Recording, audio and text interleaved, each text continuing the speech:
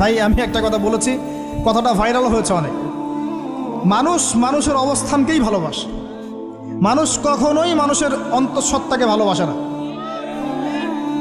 অবস্থান আপনার ভালো, আপনার পিছনে মানুষের অভাব থাকবে না।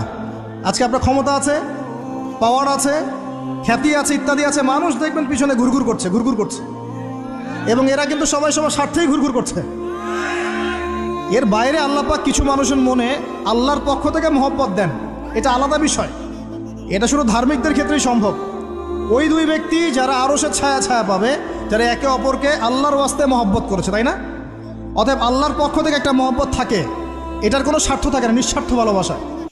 বাবা মুসা বাবা, মুসা বাবা, এই শুনে কার কথা?